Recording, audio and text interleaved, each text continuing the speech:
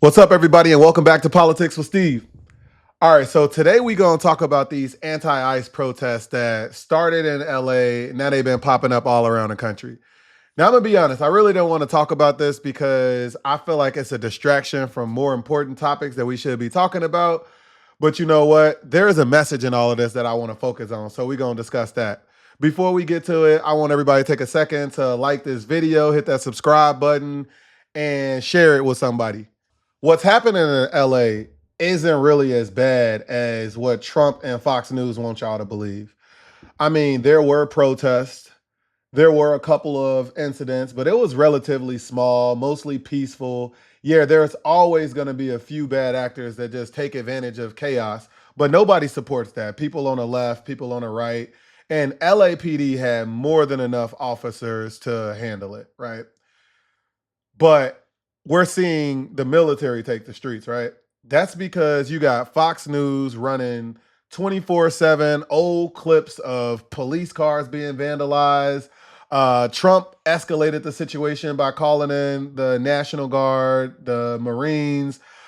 This wasn't about like keeping the peace. This is really just about like this manufactured crisis that they just made happen and making it look like LA was just on the brink of collapse. And none of that was actually happening. And then, side note, it's never good politics and it's never good policy to send the military on its own citizens. Regardless of what one may feel about the police are at least trained for community engagement. The military is trained to fight wars and to do things to facilitate fighting wars, especially the Marines. All right.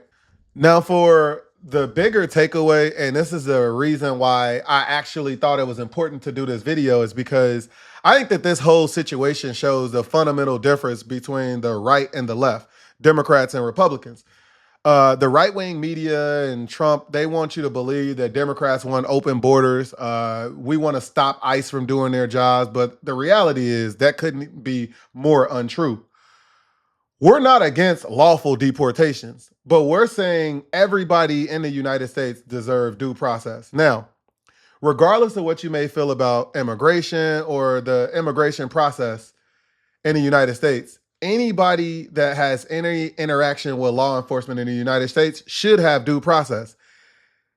The ICE authorities should not be able to grab somebody and before they get their day in court, those people are already out of the country. Because if they can do that to those people, then they can do it to me. Yeah, sure. I have documents and things like that to prove that I'm a United States citizen born in the United States. But if I never get a chance to plead my case, then that doesn't really matter.